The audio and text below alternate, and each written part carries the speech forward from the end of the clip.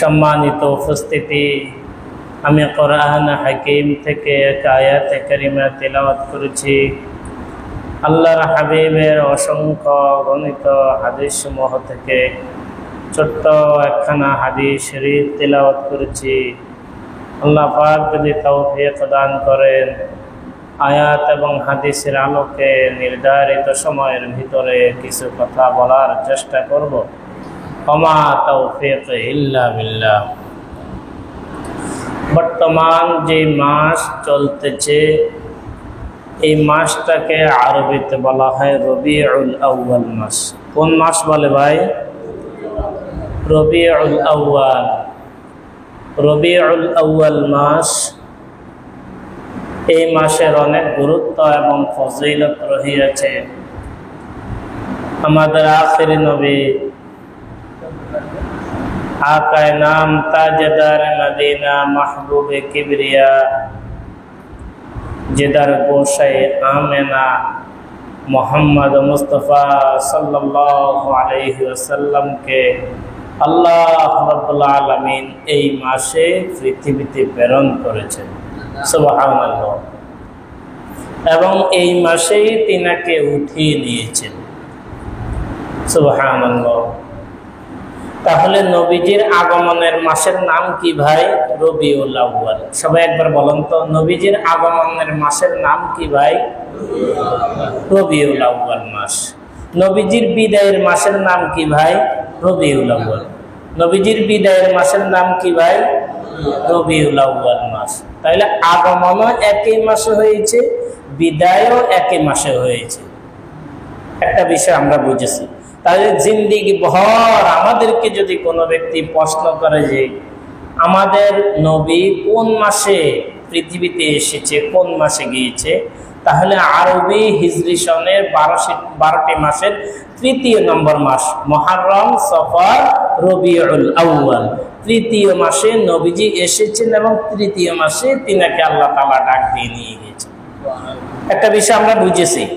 দ্বিতীয় নম্বর বিষয়, কথাগুলো পয়েন্টে পয়েন্টে রাখলে মনে রাখা অতি সহজ হয়ে যায়। দ্বিতীয় নম্বর, নবীজি কি নিয়ে আসলেন অথবা তিনাকে কেন পাঠানো হয়েছে। দ্বিতীয় নম্বর কথা হলো তিনি কি নিয়ে এসেছেন, কি রেখে চলে গেলেন। তিনি কি নিয়ে এসেছেন? তিনি নিয়ে এসেছেন তারাকতু ফীকুম আমরাইন লান তাদিল্লু মা তামাসসাকতুম বিহিমা কিতাবাল্লাহি ওয়া সুন্নাতা নাবিয়্যি। তিনি কিতাবাল্লাহ ওয়া সুন্নাতা নাবিয়্যি, কোরআন এবং তিনি উত্তম আদর্শ নিয়ে এসেছেন। তিনি কিতাবুল্লাহ এবং সুন্নাত রাসূল নিয়ে এসেছেন, বিদায় নিয়ে চলে গেলেন, উত্তম আদর্শ রেখে বিদায় নিয়ে গেলেন। উত্তম আদর্শ রেখে তিনি চলে গেলেন। তিনার এই 63 বছর, তাহলে তিনার জন্ম থেকে মৃত্যু পর্যন্ত তিনি কত বছর হায়াত পেয়েছেন ভাই? 63 বছর। 6 অজ্ঞা 3 অজ্ঞা 63 বছর তিনি হায়াত পেয়েছেন। তিনার হায়াতের শুরু থেকে শেষ পর্যন্ত এই জীবনটাকে প্রথমত 2 ভাগে বিভক্ত করা হয়েছে। কয় ভাগে ভাই? 2 ভাগে। প্রথমত কয় ভাগে বিভক্ত বলেন, সবাই বলেন, কয় ভাগে? 2 ভাগে বিভক্ত করা হয়েছে। 1 নম্বর ভাগ হলো নবুয়তের আগের বছর, আগের সময়। দ্বিতীয় নম্বর হলো নবুয়তের পরের সময়। নবুয়তের আগে কত বছর নবীজি হায়াত পেয়েছেন? 40 বছর। মাশাআল্লাহ, আলহামদুলিল্লাহ। অনেকে জানে। একটু আলোচনা আরি আমরা দেখতাম যখন ছোটবেলায় ছিলাম, তখন তো কারেন্টের এত আবির্ভাব ছিল না। টাচ মোবাইল কারে পর মানুষ আশ্চর্য মনে করত। যখন একটা ইঞ্জিন বার হইলো, মেশিন বার হয়েছে, এই দেশের তো বিদেশে কথা কও, এটা আশ্চর্য কিরকম। এটা আবার মানুষের 10 টাকা 20 টাকা 100 টাকা খরচ করি যাইতো, নতুন হাট যাই, ওই দাসের হাট বাজারে আসি, 1 মিনিট 10 টাকা করে কথা বলতো, তারপরে বুঝতো হ্যাঁ ঠিক আছে, এরকম একটা মেশিন বাহির হয়েছে। এই মেশিন বাহির হওয়ার আগে আমরা যখন ছোট ছিলাম তখন দেখতাম আমার মারা এরকম বড়শির মধ্যে আগুন লইতো, তুষ দিয়ে, কুড়া দিয়ে, বড় বড় কাঠের টুকরে দিয়ে, শীতকালে আগুন হয়তো। যখন আগুনটা একটু নিভে যেত তখন হাত দিয়ে একটু লাড়া দিলে আগুন খনখনে জ্বলে উঠত। ঠিক তেমনি ভাবে আলোচনাগুলো সবাই জানে। এখানের মধ্যে আমরা যে আলোচনা আজকে করতেছি নবীজির সিরত নিয়ে, এই আলোচনাগুলো অধিকাংশ মানুষ জানে। তবে খেয়াল করে শুনবো ভাই, আমার জিন্দিগি শুনলে খেয়াল হবে না। মানার নাম জিন্দিগি, শোনার নাম জিন্দিগি না। আমি অনেক কিছু জানি। আমি দাওরা পাস মাওলানা মুফতি মুহাদ্দিস আল্লামাতুল্লাহ আল্লামাতুদ্দাহার, আমার ইলমের সাথে কারো ইলম মিলে না। কিন্তু সব কিছু থেকে আমাকে আসলে বুঝতে হবে আমার আমল কতটুকু আগাইছে, আমি কি পরিমাণ আমলে আমার জীবনটাকে পরিবর্তন করতে পেরেছি। আর আমল সে জিंदगी बनती है, जन्नत भी और जहन्नम भी, ये ख्वाब की अपनी फितरत से ना नूरी है ना नारी। আমার জীবনটাকে আমলের দ্বারা পরিবর্তন করতে হবে।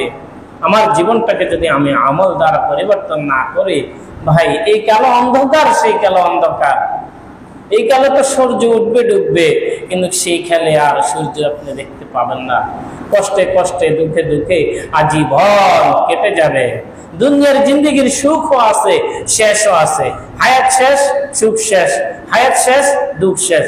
কিন্তু আখিরাতের জিন্দেগির যার দুঃখ শুরু হবে অনন্ত অসীমকালের জন্য। কাফের বিদিন ইহুদি খ্রিস্টানদের ব্যাপারে আল্লাহ কোরআনুল কারীমের মধ্যে বলেন, খালিদিনা ফিহা আবাদা, কাফের হয়ে যারা মৃত্যুবরণ করবে আবাদুল আবাদ, তারা জাহান্নামে জ্বলতে থাকবে। কিন্তু একজন ঈমানওয়ালা কালিমাওয়ালা যখন মৃত্যুবরণ করবে, সীমিত কিছু সময়ের জন্য তাকে আল্লাহ তাআলা আযাব দিবেন। তার আযাব দিবেন কেন? সে যে গুনাহ করেছে, সে এই গুনাহ থেকে পবিত্র সেই দুনিয়াতে হায়াত থাকা অবস্থায় করতে পারে নাই। তার গুনাহ হয়েছে, আল্লাহর কাছে ক্ষমা চাইতে পারে নাই, সেই সুযোগ তার মিলে নাই। এই জন্য আল্লাহ তাআলা সেই গুনাহ থেকে তাকে পবিত্র করার জন্য, পরিষ্কার করার জন্য জাহান্নামের আগুনে পালাইবেন। সেইখান থেকে এগুলা শাস্তি ভোগ করার পর, পরিষ্কার হওয়ার পরে সে জান্নাতে পৌঁছে যাবে।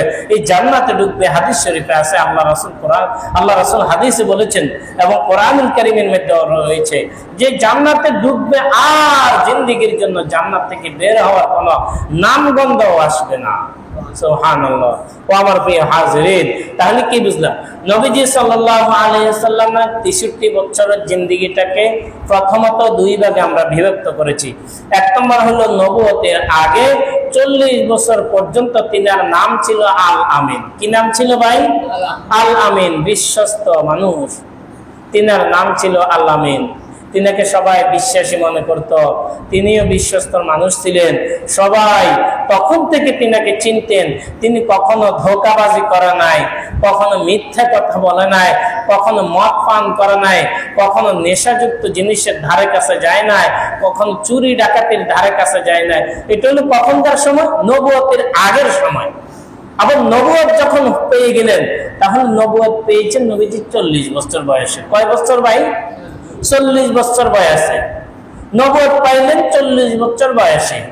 তাহলে নবুয়তের আগের বয়স, পরের বয়স দুই ভাগে আমরা বিভক্ত করলাম। 40 বছর, 1 থেকে 40 বছর পর্যন্ত এক হায়াত পেয়েছেন। আর 41 থেকে নিয়ে 63 পর্যন্ত দ্বিতীয় নম্বর হায়াত পেয়েছেন। এই 41 থেকে নিয়ে 63 বছর পর্যন্ত তিনি যে জিন্দেগি পেয়েছেন, এটাকে আমরা দুই ভাগে বিভক্ত করেছি। কয় ভাগে ভাই? একটা হলো মক্কি জিন্দেগি, আর একটা হলো মদনী জিন্দেগি। মক্কা শরীফ ছিলেন তিনি কত বছর? দীর্ঘ 13 বছর। আর মদিনা শরীফ হিজরত করে গেলেন, সেখানে ছিলেন 10 বছর। নবীজি সাল্লাল্লাহু আলাইহি ওয়াসাল্লাম 10 বছর ছিলেন মদিনা শরীফে। এই তিনার জিন্দেগির নবুয়ত পাওয়ার পর থেকে যে জিন্দেগি রয়েছে, এই জিন্দেগিটা হলো মানুষের জন্য মাপকাঠি। নবীজি জিন্দেগি কেমন কাটাইছেন? নবীজির প্রতিটি ক্ষেত্রে, প্রতিটি সপ্তাহে নবীজির হাদিস পাওয়া যায়। এমন কোন মাসআলা নাই, এমন কোন ফতোয়া নাই যেটা নবীজির ইতিহাস থেকে পাওয়া যায় না। তিনি 63 বছর জিন্দেগিতে যাই কিছু করে গিয়েছেন, এমন কিছু মাসআলা সামনে আসবে যেগুলো আমরা কখনো শুনি নাই। এই সমস্ত মাসআলার অগ্রিম কাফারা তিনি দিয়ে গিয়েছেন। সুবহানাল্লাহ।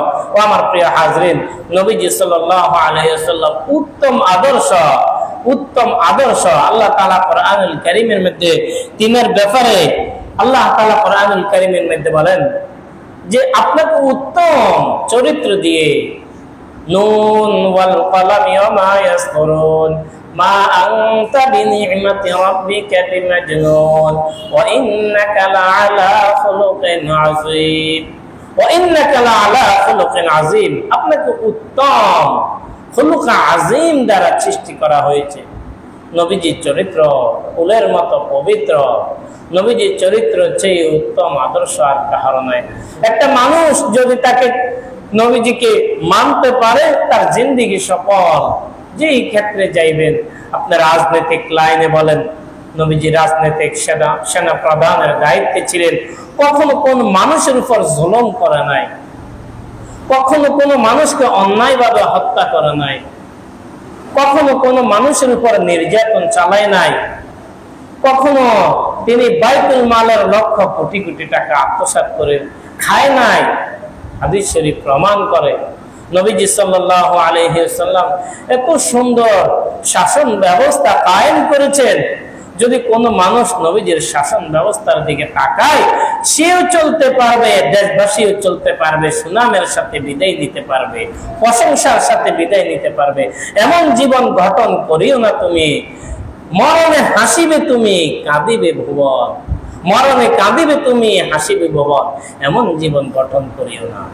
এমন জীবন ভাই গঠন করা যাবে না যে আমি ইন্তেকাল করলাম, লক্ষ কোটি মানুষ মিষ্টি মুখ করবে, লক্ষ কোটি মানুষ এরকম খুশি আত্মসাৎ করবে, লক্ষ কোটি মানুষ এরকম খুশিতে আত্মহারা হয়ে যাবে আমার বিদায়ের কারণে। ভাই এটা জিন্দেগি না, এইটার চেয়ে একটা কুকুরের জিন্দেগি আরো দামি, একটা কুত্তার জিন্দেগি আরো ভালো।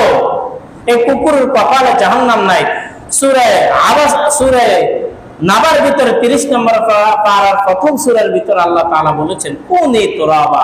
হাশরের ময়দান যখন কায়েম হয়ে যাবে, হাশরের ময়দান যখন কায়েম হয়ে যাবে, আল্লাহ তাআলা প্রত্যেকটা জিনিস থেকে বদলা নেবেন। যে গরু দুর্বলতার উপরে সবলটা এরকম আঘাত করেছে, আল্লাহ তাআলা ওই দুর্বলটাকে সবল বানিয়ে দিবে আখিরাতের ময়দানে। আর ওই দুর্বল দুনিয়ার দুর্বলটা সবল হইয়া ওই দুনিয়ার সবলটাকে আঘাত করবে। আল্লাহ তাআলা বলবেন, কুনি তুরাবা, মাটির সাথে মিশে যাও। আল্লাহু আকবার। নবীজি সাল্লাল্লাহু উহুদের যুদ্ধে নবীজি সাল্লাল্লাহু আলাইহি সাল্লামের চাচা হামজা একজন দামি, হামজা একজন চাচা ছিলেন নবীজির।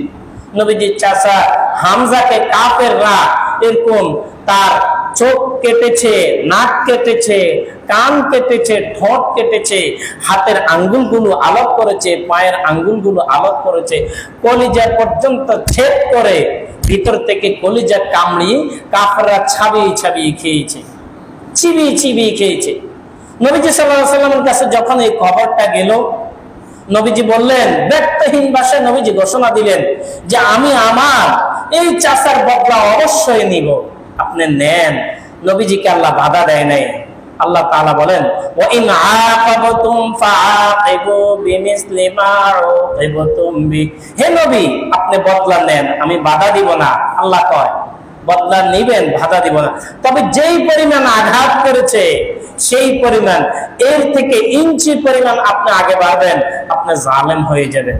আর জালেমের ঘটনা তাফসীরের মধ্যে আছে। থানভী রাহমাতুল্লাহ আলাইহি একটা ঘটনা লিখেছেন তাফসীরের মধ্যে।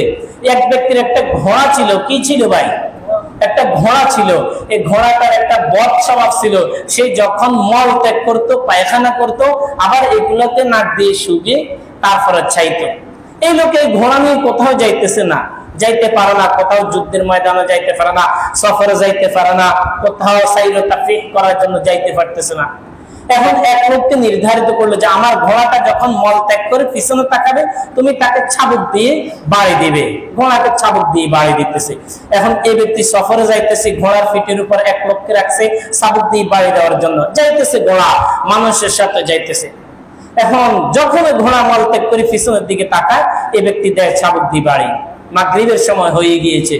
এখন সে বলতেছে, হুজুর আমার তো ডিউটি শেষ, আমাকে আপনি 6টা পর্যন্ত ডিউটি দিয়েছেন, আমার তো শেষ সময়, আমি বাড়িতে যেতে হবে। ঠিক আছে, তুমি চলে যাও।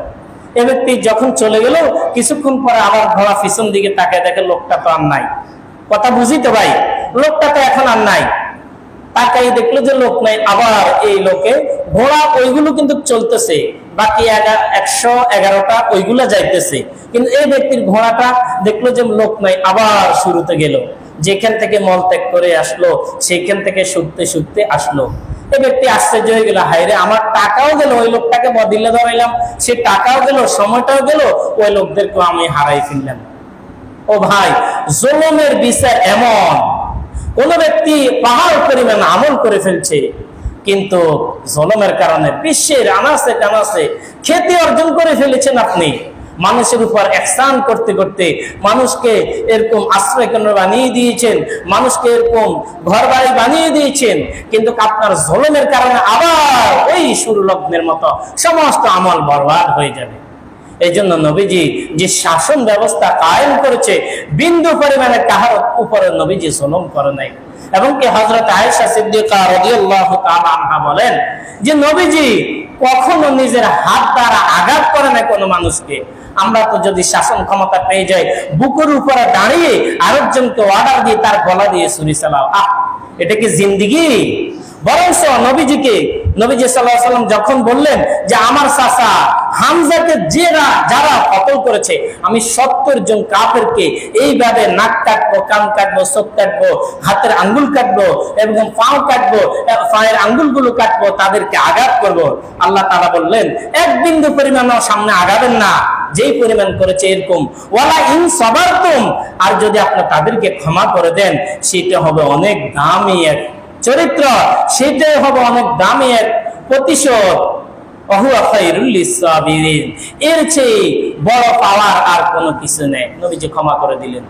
সুবহানাল্লাহ। ও আমার ভাই, আপনাকে একজন অন্যায় করলো, আপনার কলা চুরি করে নিয়ে গেল, আপনার হুন্ডা চুরি করে নিয়ে গেল, আপনার বাড়ির উপর আঘাত করলো, আপনার না জানে না শুনে আন্দাজা ওর উপরে 10টা বাজে এরকম ঘাড়িতে উঠে নিয়ে আসলেন, তাকে এরকম আঘাত করলেন, তাকে গুম করে রেখে তার আত্মীয় স্বজন থেকে এত টাকা বদলা চাইলেন। এটা কোন আদর্শ? আপনি যদি আজকে কাফের হইতেন তাহলে এই কথাটা আজকে মানা যেত, কিন্তু আপনিও কোরআন শরীফ পড়েন, আপনিও নামাজের কাতারে দাঁড়ান, আপনাকেও আমরা স্টেজে দেখি আলোচনা করেন, আপনাকেও আমরা দেখি নামাজের ইমামতি করেন, আপনাকেও দেখি আপনি মুয়াজ্জিনি করেন, আযান দেন, আপনাকে দেখি মানুষের সাথে হজ করতে যান, আপনাকে তো সব কিছুতে দেখা যায়। আমরা তো বুঝতে পারি না আপনি কি মুসলমান নাকি গায়রে মুসলিম। এই জন্য প্রিয় হাজরিন, বলতে চাইছিলাম নবীজির আগমনের মাসের নাম হলো রবিউল আউয়াল। নবীজির বিদায়ের মাস হলো রবিউল আউয়াল মাস। নবীজি এই মাসে এসেছেন, কি নিয়ে এসেছেন ভাই? নবীজি যাওয়ার সময় কি রেখে চলে গেলেন বলেন তো সবাই? উত্তম আদর্শ রেখে চলে গেলেন। কি আদর্শ রেখে চলে গেলেন ভাই? উত্তম আদর্শ। আমার এই জবান দিয়ে আমি কাউকে আঘাত করতে পারি না ভাই। এজন্য হযরত আলী বলেন, যারা হাতুস সিনান লাহাল তিয়াম ওয়ালা ইয়ালতামু মা জারহুল লিসান। তীরের আঘাত মিশে যায়, একজনকে আঘাত করার কারণে এখানে দাগ পড়ে গেছে, সিলাই করার পরে এটা মিশে গেল, কিন্তু মানুষকে কথা দিয়ে আঘাত করার কারণে সেটা জিন্দেগিতে মিশে না। এইজন্য মিশে না। এজন্য আল্লাহর এক আয়াত বলেন যে মানুষকে তুমি আঘাত করো না, আঘাত করার চেয়ে মক্কা শরীফ ভেঙে ফেলো, কারণ মক্কা শরীফ মানুষই বানিয়েছে। কোরআন শরীফকে জ্বালিয়ে দাও, কোরআন শরীফ মানুষে ছিলাই করে বানিয়েছে, তারপরেও মানুষকে আঘাত করো না। আর মানুষকে আঘাতের কারণে মানুষের দিল থেকে বদদোয়া আসে। কি আসে ভাই? বদদোয়া আসে। আর এই বদদোয়ার কারণে লক্ষ লক্ষ কোটি কোটি নেক আমল নিশের ভিতরে, মিনিশের ভিতরে, মুহূর্তের ভিতরে এরকম ছাই হয়ে যায়। কোটি কোটি টাকা আপনি কামাই করলেন, 1 মিনিটের ভিতরে ম্যাচের কাটি দিয়ে একটু কেরোসিন তেল ধরাই দিলে মুহূর্তের ভিতরে এটা ছাই হয়ে যাবে। এজন্য প্রিয় হাজরিন, আমার ব্যবহারের দ্বারা, আমার হাতের দ্বারা আমি কাউকে আঘাত করব না।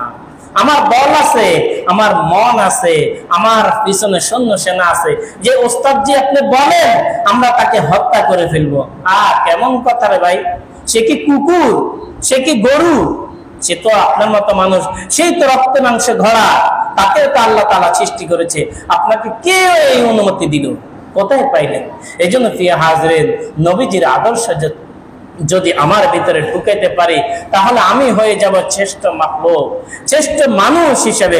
নচেত আমি মানুষ নামে পশু, আমি মানুষ নামে হাইওয়ান, জানোয়ার। এই জন্য আমার চেয়ে একটা কুত্তার দাম বেশি। কোরআন প্রমাণ করে, কারণ কুকুরের কপালে জাহান্নাম থাকবে না। কুকুরকে আল্লাহ বলবে কুনি তুরাবা, মাটির সাথে মিশে যাও। কুত্তাকে আল্লাহ বলবে না জাহান্নামে যাও। কিন্তু এই মানুষকে আল্লাহ তাআলা জাহান্নামে পাঠাইবে। মানুষের উপর জুলুম করার কারণে মুখ দিয়ে জুলুম করেছে, হাত দিয়ে জুলুম করেছে, প্রশাসন দিয়ে জুলুম করেছে, এরকম বাহিনী দিয়ে জুলুম করেছেন। এজন্য প্রিয় হাজরিন, বুদ্ধিমান কারা? সবাই আমার দিকে খেয়াল করেন, সবাই তাকাইছেন আমার দিকে। বুদ্ধিমান কারা? কোরআনের ভাষায়, হাদিসের ভাষায় বুদ্ধিমান হলো ওই যে নাকি সত্য আসার সাথে সাথে মেনে নেয়, যে নাকি সত্য এসেছে মেনে নিয়েছে। এই জন্য আমার ভুল, আমি নিজেকে একটা ছোট মনে করে দিই। ভাই মুরব্বী ভাই, আমার ভুল হয়েছে, আমার ভুল হয়েছে, চাচা আমার ভুল হয়েছে, আমাকে ক্ষমা করে দেন, আমি বুঝতে পারি নাই, এরা আপনার সাথে অন্যায় করেছে, আমার সাথে চলে ঠিক আছে, আর এদেরকে আমি বলি নাই আপনার সাথে অন্যায় করার জন্য, ভাই ভুল হয়েছে। এটা হচ্ছে পাওয়ার, আর কোনো কিছুই নেই। আর একটা মানুষ যদি ক্ষমা চায়, তাকে ক্ষমা করে দেওয়া, এটা ক্ষমা করার কারণে ক্ষমতা কমে না, খেয়াল রাখবেন। ক্ষমা করার কারণে এই ব্যক্তির দাম আরো বেড়ে যাবে। এই জন্য প্রিয় হাজরিন, কথা বেশি হয়ে গিয়েছে, মানার জন্য একটি কথাই যথেষ্ট। আজকে থেকে, আজকের আলোচনা থেকে আমরা বুঝলাম, কোন সুরতে আমার স্ত্রীর উপর আমি জুলুম করব না, সন্তানের উপর জুলুম করব না, প্রতিবেশীর উপর জুলুম করব না, গ্রামবাসীর উপর জুলুম করব না, দেশবাসীর উপর জুলুম করব না, কাহার সম্পদ জুলুম করে অন্যায়ভাবে আত্মসাৎ করে খাবো না। ঠিক আছে ইনশাআল্লাহ, রাজি আছি না ভাই? ইনশাআল্লাহ আল্লাহ পাক আমাদের প্রত্যেককে কথাগুলো বুঝে শুনে নিজেদের ভুলকে তাওবার মাধ্যমে সংশোধন হই বাকি জীবনটাকে সুন্দরভাবে নবীজির তরিকা মোতাবেক কোরআন থেকে বাণী নিয়ে আল্লাহ পাক আমাদেরকে সামনের দিকে সুন্দর জিন্দেগি অগ্রসর হওয়ার তৌফিক দান করুন। আমিন।